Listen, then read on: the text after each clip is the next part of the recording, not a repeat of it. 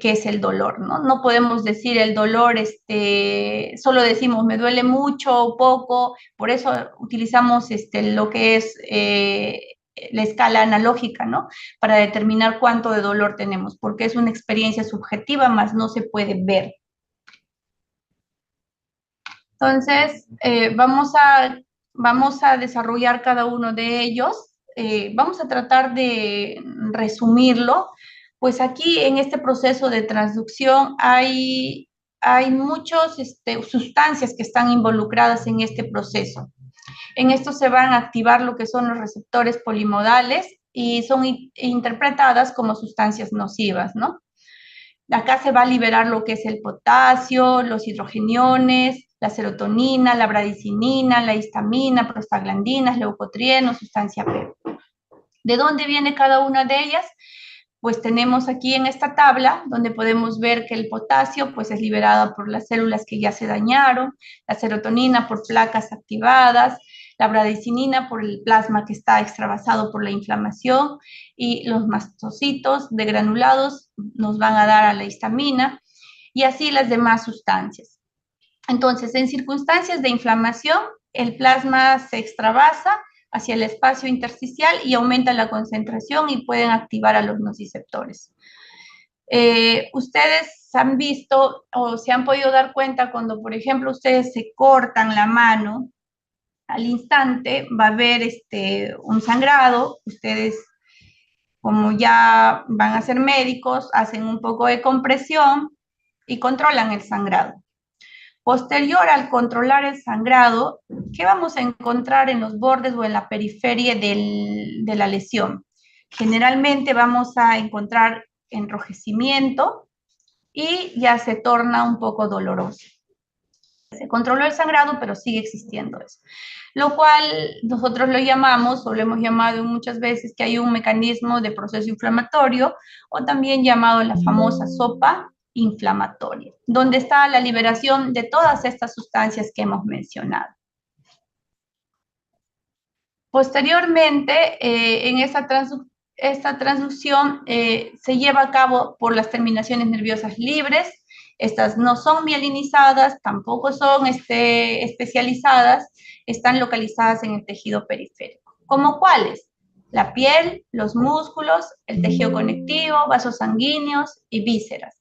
Por eso, cuando tenemos un apéndice que está obstruido y que el fecalito ha taponado el apéndice y eso comienza a edematizarse, a hincharse, se pone rojo adentro, también causa un proceso inflamatorio. Esa vendría a ser la lesión. Igual en el músculo, quizás un golpe, estaban jugando fútbol, lo patearon, inicialmente no dolió mucho por toda la descarga de la adrenalina y todas las demás sustancias controladoras del dolor, pero posteriormente, cuando pasa todo este efecto, la persona comienza a sentir dolor, ¿no? Y hay liberación de diferentes sustancias, también se vuelve morado, se vuelve verde, y hay también la sopa inflamatoria. Entonces, cada nociceptor es una neurona pseudo unipolar que tiene su cuerpo neuronal en el ganglio de raíz dorsal de la médula espinal. Entonces, la información se va a ir, como se ve ahí, de la piel, digamos que fuera en la piel, se va a ir hacia la segunda neurona, ¿no? Que viene a ser el ganglio de raíz dorsal de la médula espinal. Va a enviar fibras nerviosas que se ramifican hacia la periferia, donde pierden sus recubrimientos para llevar a cabo lo que es la transducción, y hacia el asta dorsal de la médula espinal, donde inician el proceso de transmisión hacia el cerebro. Van a comenzar a decusar. Acá vamos a tener dos tipos de fibras. Las que son más importantes son las A delta y la C. A ver. Entonces, cuando hablamos de nervios periféricos, vamos a tener las fibras A delta y las C, las que son las rápidas y las lentas. Entonces, desde la periferia, estos nociceptores van a transmitirse a través de los nervios periféricos hacia el sistema nervioso central, llegando a nivel del sistema nervioso central, y posteriormente estos nociceptores llevarán a cabo el proceso de transducción cuando viajan cuando viajan en formación nociceptiva en dirección a la médula espinal. Entonces, ¿cuáles son estos tipos de fibras aferentes primarias que están involucradas en la nocicepción? Como mencionábamos, son las A delta, que son fibras que tienen mucha mielina, por lo tanto son fibras gruesas y son de carácter muy rápido. A diferencia de las fibras C, que tienen poca mielina, son más lentas y son más delgadas.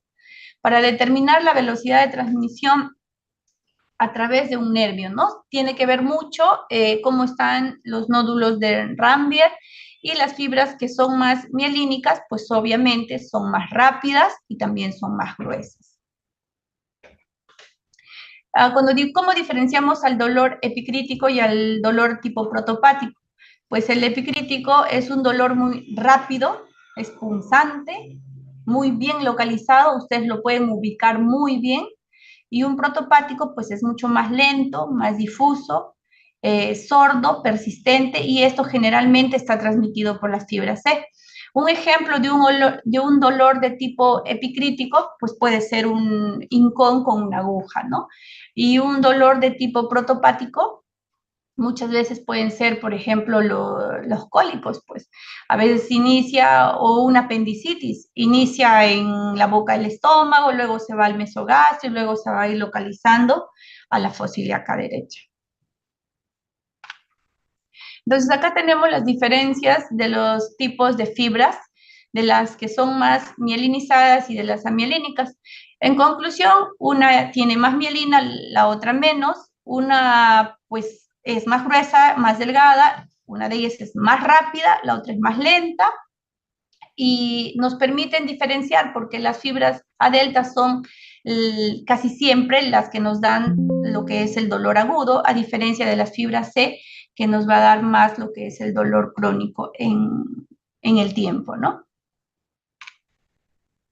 Cuando hablamos de una nocicepción visceral, como hablábamos de la apendicitis, el dolor visceral no es secundario a una amenaza externa. No es necesaria mucha precisión en su localización, dado que se puede escapar, porque inicialmente cuando viene a nuestra emergencia, el paciente pues no dice, ¿no? Me duele en la fosa ilíaca derecha. Generalmente viene por un dolor de estómago, o sea, no se puede ubicar bien la zona del dolor. Tenemos vísceras que también pueden ser insensibles y no ocasionan dolor. La densidad de los nociceptores es mucho menor, es alrededor del 5% de los receptores somáticos. O sea, es muy poquito la cantidad de receptores, por ello también es mucho más difícil su localización. Los nociceptores viscerales se activan por estímulos diferentes a los somáticos. Por ejemplo, la distensión, la contracción, la isquemia y algunos factores químicos, como hablábamos de la apendicitis. Cuando hay un proceso de obstrucción a nivel del apéndice, comienza a haber un proceso de sobredistensión. Entonces se comienza a edematizar y comienza a generar dolor, ¿no? Cuando hay un cálculo a nivel de los uréteres y causa un problema obstructivo, y con el mecanismo de defensa para poder eliminar el cálculo, pues hay mayores contracciones, eso también genera mucho dolor. Y a veces el paciente viene por un dolor lumbar que clásicamente se va hacia los genitales, ¿no? Entonces, más nos damos cuenta por eso que por la localización exacta. Casi siempre el dolor visceral es difuso, es sordo, difícil de localizar, y se desencadena frecuentemente reflejos autonómicos como náuseas y vómitos. Por ejemplo, el dolor tipo cólico es muy frecuente que cause náuseas y vómitos. Bueno, esto ya solo para mencionar, por ejemplo, el dolor del corazón, lo que nos va a generar va a ser muchas veces dolor en el hombro, ¿no? O en el brazo del lado izquierdo, a nivel del cuello también. Entonces, muchas veces a nuestro servicio de emergencia, cuando estamos haciendo el SERUMS, puede pasar eso. Yo recuerdo cuando estaba trabajando como médico general en un servicio de emergencia, vino un paciente por dolor de garganta. Y como teníamos muchos niños, le hicieron los internos le hicieron una historia muy chiquitita, muy pequeñita, y me decían, doctora, fírmelo, por favor, y yo le decía, ¿con cuánto de saturación está? No, es que solo viene por un dolor de garganta, y no le habían hecho sus funciones vitales. Entonces, oye, pero primero tómale siquiera las funciones vitales. Y cuando nos damos cuenta, cuando le ponen el pulsioxímetro y todo, el paciente estaba con 230 y tantos de frecuencia cardíaca. Entonces estaba infartando, ¿no? Y el dolor que él sentía a nivel de la garganta no era precisamente un dolor de garganta, era un problema del infarto que estaba teniendo y eso se transmitía, ¿no? A través de todo el sistema autónomo y estaba manifestando dolor, se estaba isquemiando. Entonces, es importante hacer una evaluación completa al paciente, así sea como a mí me pasó, ¿no? Un dolor de garganta simple, muchas veces nos puede decir que es un dolor de garganta, pero no lo es. Pues también el dolor en el hombro del lado derecho puede ser causado por la cápsula de Gleason del hígado, lo cual puede causar dolor también a distancia, ¿no? Es un dolor de tipo referido. También el dolor de tipo renal puede ser a nivel lumbar, que se va a la ingle. El dolor en el hígado puede causar contractura muscular en el hombro. Muchas veces cuando han entrado a hacer laparoscopías para una colecistectomía, por ejemplo, el paciente se queda posteriormente con dolor en el hombro del lado derecho. Entonces, entran por una cosa y te dicen, ahora me he quedado con el dolor en el hombro. Suele generar el CO2 que se va a difundir en la cavidad abdominal, pues genera a veces irritación a nivel de toda la cápsula del hígado y eso puede generar dolor a nivel del hombro, lo cual suele pasar, ¿no? Desaparece en el transcurso de 2 a 3 semanas. Entonces, una vez que ya hemos tenido el estímulo doloroso en la parte periférica o visceral, pues vamos a pasar a la transmisión. Después de subir de 1 a 4 segmentos en el tracto de Lissauer, todas estas fibras aferentes primarias, A delta y C, transmiten la información codificada hasta el asta dorsal de la médula espinal. Entonces, llegamos a la segunda neurona y vamos a llegar con las fibras A delta y las fibras C. Y luego las fibras A delta hacen una primera sinapsis a nivel de las neuronas en la primera lámina de Rexel, en la primera y la quinta lámina de Rexel. Entonces, estas son neuronas de proyección que continúan la transmisión hacia el cerebro. Una vez que hagan su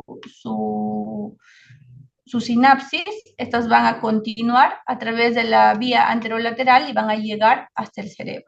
Entonces, cada una de ellas pues va a tener una función, ¿no? Como mencionábamos, las fibras C, perdón, van a llevar en el futuro a ser un dolor de tipo crónico, porque es un dolor lento, y las fibras A delta, pues cuando hacen su conexión también a nivel de las fibras, a nivel de la lámina A1, de la lámina 1, estas son para el dolor de tipo agudo.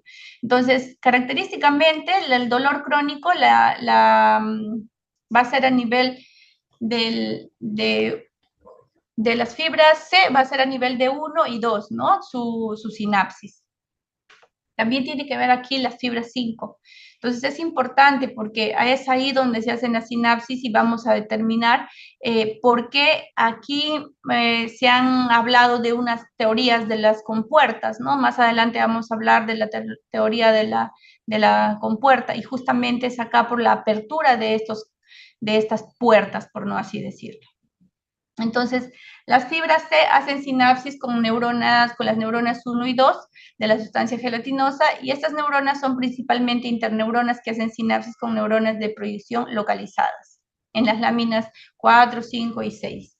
Las láminas más importantes son la lámina 2, la lámina 5 y también la lámina 1, pero las más importantes las 2 y las 5. No se olviden de esas láminas, por favor.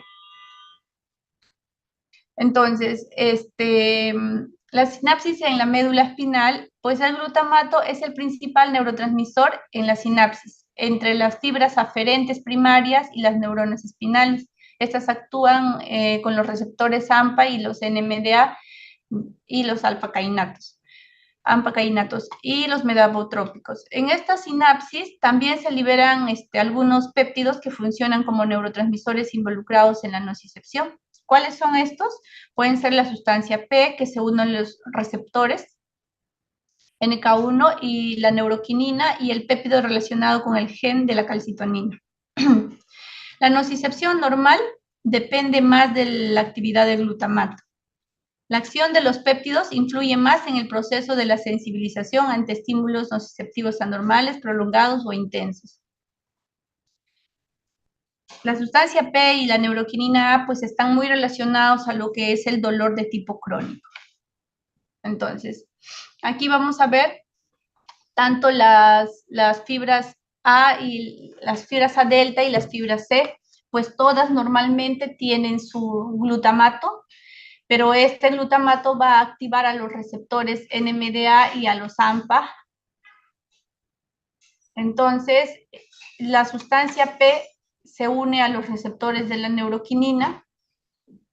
Y vamos a ver, el magnesio pues va a tener el papel importante por sus propiedades analgésicas, sobre todo en las diferentes formas del dolor crónico y en el dolor de tipo postoperatorio. ¿Ya?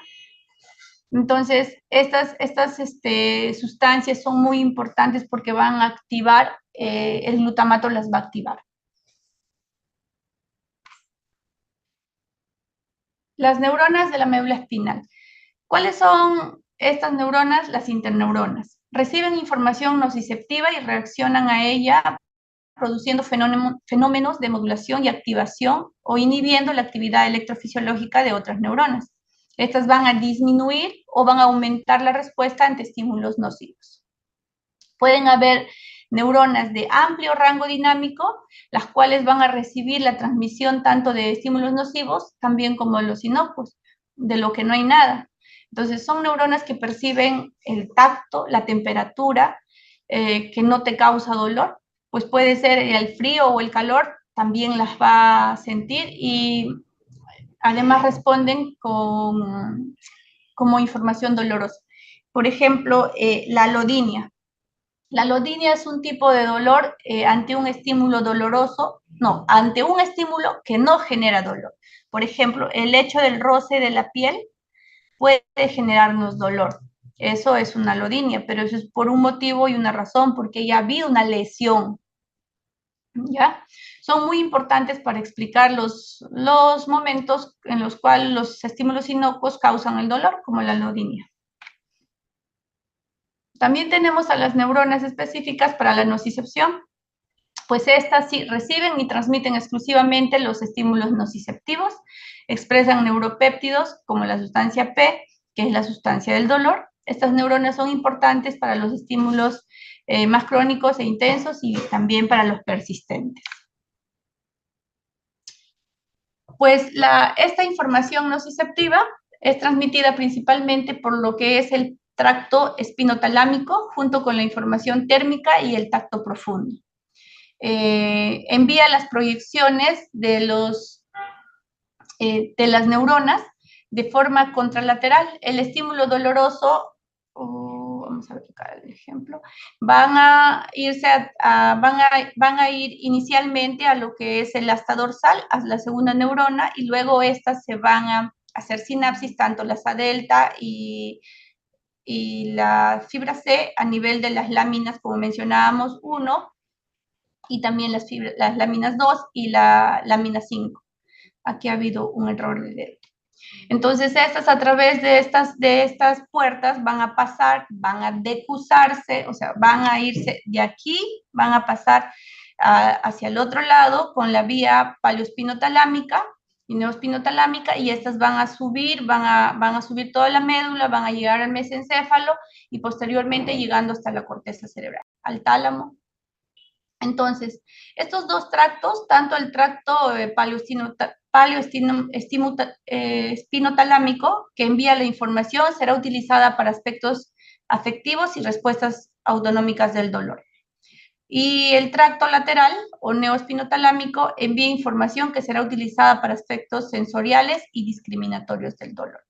Entonces, no olvidemos, recibimos el estímulo doloroso, estos son captados a través de la segunda motoneurona o el ganglio de raíz dorsal. Una vez que llega el ganglio de raíz dorsal, van a pasar a nivel de la médula en las láminas de Rexel, las más importantes, la 1, la 2 y la 5. Estas van a pasar a través de la compuerta y van a ir hacia el otro lado, subiendo a través de la médula, llegando pues hasta lo que es el tálamo, al hipotálamo, al tálamo, donde ahí se van a dar los diferentes aspectos discriminatorios y posteriormente las respuestas. En estas diferentes etapas es importante porque nuestros fármacos van a actuar en cada una de estas áreas, pudiendo ser a nivel de médula, pudiendo ser a nivel del tálamo, del hipotálamo, en la corteza, a través de diferentes mecanismos de acción. La percepción del dolor implica la actividad de la corteza cerebral. ¿Por qué? Porque el dolor es una experiencia subjetiva, producto de la actividad integrada de diversas estructuras del cerebro. El dolor es el proceso de todo lo que hemos mencionado para que tengamos dicha respuesta. Esta actividad electrofisiológica que va desde la periferia hasta el cerebro es solo la nocicepción. No es suficiente ni necesaria para producir el dolor. ¿Es suficiente la actividad del sistema nervioso para que exista dolor? Pues los aspectos sensoriales y discriminativos de la experiencia dolorosa implican la actividad de las cortezas somatosensoriales tanto primaria como secundaria. Los aspectos afectivos de la experiencia dolorosa resultan de la actividad de la corteza del cíngulo anterior y también de la corteza de la ínsula. Es importante que sepamos que una vez que llega ya al cerebro, recién hacemos la etapa discriminatoria. Entonces, no solo es los mecanismos derivados, sino todo lo que se ha aprendido a nivel cerebral. Esto va a implicar, ¿no? Puede haber sido un estímulo muy suave que debería generar un dolor muy, muy bajo, por no decir así, pero si esta persona a nivel emocional está alterado, entonces su percepción del dolor va a ser mayor y la respuesta va a ser mayor. Entonces, no solo es el proceso de transmisión, sino también lo que se va a discriminar a nivel del cerebro. Entonces, cuando hablamos ahí la modulación nociceptiva, pues estamos viendo que puede haber una modulación también, no solo a nivel del tálamo, del hipotálamo, sino a nivel periférico. Los nociceptores ya han hecho el proceso de transducción, convierten esos estímulos y los convierten a potenciales de acción, los cuales, pero ¿qué pasa a nivel periférico? A nivel periférico, mientras todo este proceso se está llevando a cabo, hay una activación de leucocitos, la liberación de sustancias, ¿no? Que es la serotonina, la histamina, la bradicina, que es la llamada la sopa inflamatoria. Todas estas prostaglandinas activan a los nociceptores y por eso hay un proceso de edema a nivel del todo el borde de la herida. Entonces se vuelven estos más sensibles y ocasionan mayor inflamación. Entonces, muchas veces se puede generar una hiperalgesia secundaria cuando hablamos de dolor crónico. Siendo la imagen A un proceso normal, ¿no? Donde, por ejemplo, se activa todo lo que son las fibras A, delta y C, van a activar y se va a liberar el glutamato, se va a liberar la sustancia P, pero normalmente pues el magnesio también se libera, lo cual hace que se cierren estas compuertas y por lo tanto no hay tanta respuesta. Pero el problema es qué pasa cuando ya no tenemos, por ejemplo, tenemos bastante producción de glutamato, pero ya no está cerrado por el magnesio. Por el contrario, el magnesio suele quedarse adentro porque ya hay tanta liberación y se permite el paso del NMDA. Entonces, ahí es donde hay una liberación constante de glutamato y de sustancia P, que son sustancias generadoras del dolor, ¿no? Sobre todo la sustancia P. Entonces, va a producir una sensibilización. y esto va a generar una hiperalgesia secundaria, causando un dolor que no está justificado. Cuando hablábamos de la teoría de la compuerta, estábamos hablando de la inhibición segmentaria, que es de Melzack y Walch. Estos señores, o estos doctores, eh, hablaron sobre esta teoría a nivel de las láminas de Rexel, donde se abrían las puertas. Entonces, en los años 1965 proponen esta teoría para explicar la analgesia obtenida a través de la zona dolorida. ¿Qué pasaba cuando ustedes han sentido alguna vez cuando han hecho terapia física y les han puesto unos electrodos de TENS? Se siente como un hormigueo, ¿verdad? Pues ese hormigueo activa lo que son estas compuertas, lo cual ese tipo de generador de dolor, por no así decirlo, permite que compitan en el paso del dolor, sobre todo esto cuando hablamos de dolor crónico. Entonces, muchas veces a los pacientes que están con dolor crónico les mandamos a hacer terapia física con este tipo de máquinas, los cuales nos activan ahí las compuertas y pasa más rápido lo que es el estímulo del equipo, que es como corrientes, y entonces, entre comillas, modula el dolor o tapa el dolor o enmascara el dolor, haciendo que el otro dolor que la persona puede sentir, pues no lo sienta, ¿no? Entonces, así que sea el dolor un poco más agradable. Ahora, también farmacológicamente se ha visto que se puede interactuar. Un estímulo no doloroso compite con el estímulo doloroso. Entonces, en esta neurona, en la segunda neurona, pues de la médula espinal, se va a transmitir de uno a otro. Por eso es importante cuando utilizamos el TENS. El TENS no es solo para que nos haga cosquillas o nos bote un poco de electricidad. Esto fueron estas personas las que la descubrieron y plantearon esta teoría de la compuerta. Por eso utilizamos ampliamente lo que son los equipos de TENS, ¿no? Un estímulo no doloroso va a reemplazar al estímulo doloroso.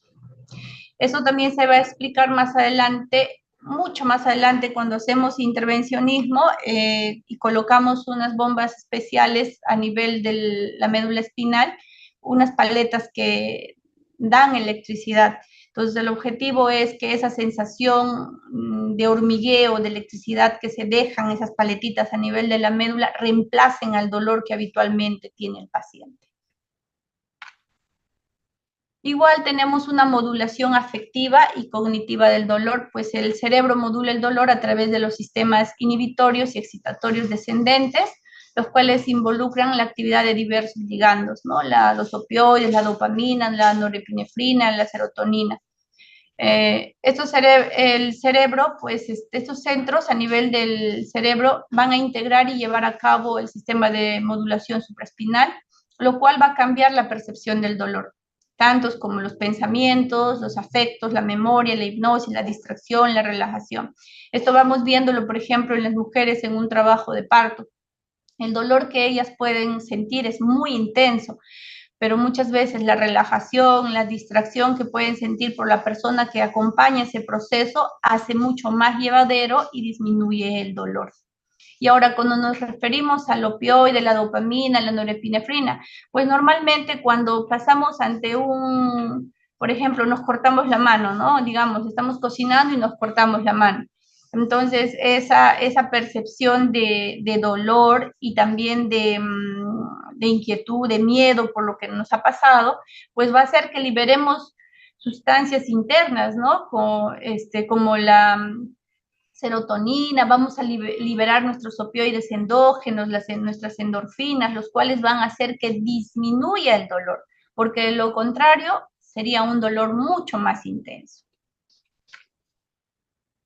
Entonces, cuando hablamos de todos los mecanismos de la experiencia dolorosa, pues vamos a hablar que el dolor es una experiencia subjetiva. Puede ser generado por por distintas formas. No todos los dolores implican un tipo de lesión. Si es nociceptivo, va a haber una lesión. Cada mecanismo de producción del dolor debe ser tratado de forma diferente.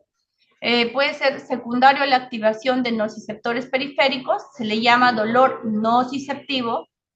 Del dolor nociceptivo, pues podemos tener el dolor somático, podemos tener el dolor visceral.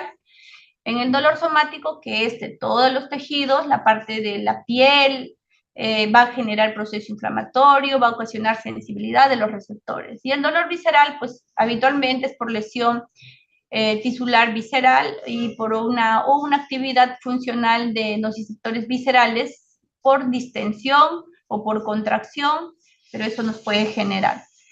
Y es importante también que hablemos del dolor neuropático. El dolor neuropático es secundario al funcionamiento anormal del aparato somatosensorial. Acá no estamos hablando de dolor de tipo nociceptivo, los cuales en el dolor neuropático vamos a tener también dos tipos de dolor, los cuales son secundarios a una lesión del sistema nervioso central, por ejemplo, puede ser por un ACV o un DCV, puede ser por un infarto cerebral. Entonces, ese tipo de lesiones nos podrían generar un dolor de tipo neuropático. Son lesiones a nivel central. Y también lesiones de tipo nervioso, por ejemplo, la lesión del nervio ciático, la lesión del nervio mediano, cualquier tipo de nervio nos va a generar un dolor de tipo neuropático. Y funcional se dice por un desbalance en la regulación de la modulación de la nocicepción, en el caso de los pacientes, por ejemplo, con fibromialgia. Entonces aquí tenemos la clasificación de un nociceptivo y un neuropático, lo que hemos hablado. Más o menos en el neuropático tenemos, por ejemplo, las neuralgias, las radiculopatías, las lesiones en el sistema nervioso central. Las funcionales puede ser la fibromialgia, los síndromes talámicos, el síndrome de intestino irritable. Aquí en neuropático también entra lo que es el síndrome de miembro fantasma, y muchos otros síndromes más, ¿no? Entonces, ¿cuál es la diferencia entre las características de estos dos tipos de dolor? El dolor de tipo nociceptivo siempre va a ser un dolor profundo, ya sea en el músculo, la fascia o los tendones. Por ejemplo, puede ser por un mecanismo térmico o químico, y va a ser por un estímulo, puede ser por un estímulo químico, los cuales van a mejorar muy rápidamente con, por ejemplo, el paracetamol, con los bloqueadores de sodio, o también puede ser con los AINES, con los esteroides y con los opioides. Igual en el dolor visceral, pero cuando hablamos de dolor de tipo neuropático, es un dolor de tipo espontáneo, es un dolor paroxístico, es tipo alodinia, tipo hiperalgesia. Entonces, los mecanismos pueden ser tanto periféricos o lesiones del sistema nervioso central. Si hablamos de un periférico, estaría hablando de una radiculopatía, ¿no? De una lumbalgia con un ciático que está mal, por ejemplo. ¿Cuál es el tratamiento? Los anticonvulsivantes, los opioides, los antidepresivos. Como podemos ver, en un dolor de tipo neuropático jamás utilizaríamos AINES, porque no está indicado los AINES en este tipo de dolor. Pero sí podría haber la mezcla de un dolor de tipo nociceptivo y neuropático al mismo tiempo. Chicos, ¿se entiende? ¿Alguno de ustedes me podría dar la diferencia entre dolor neuropático y nociceptivo?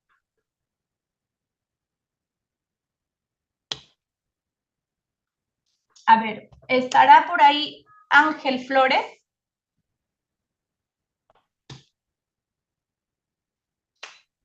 Hello.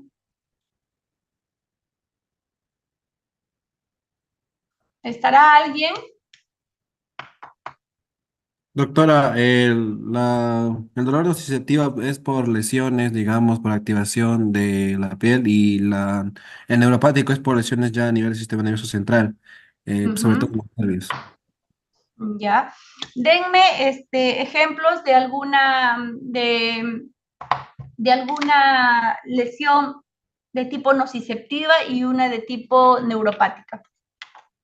En la nociceptiva tenemos las fracturas ¿Ya? y en el neuropático puede estar la neuralgia o Ok, neuropatía diabética también. claro, está bien, perfecto. Algo importante, a ver, una pregunta más.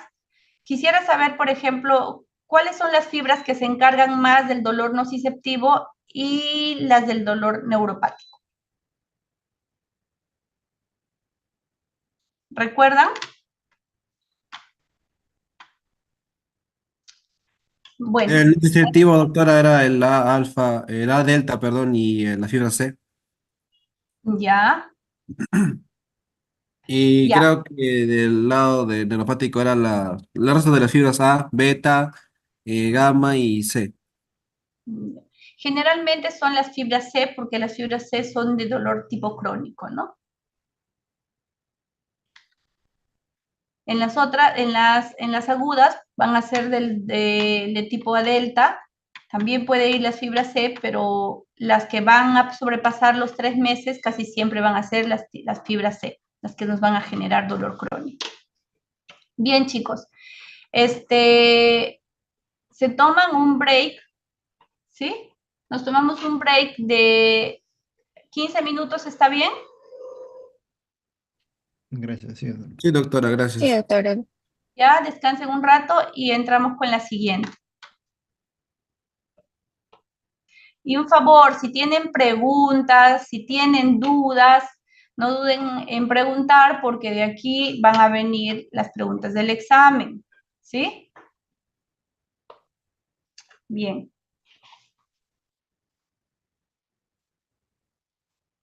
Quince minutos, nos volvemos a ver a las 4:45. Bien.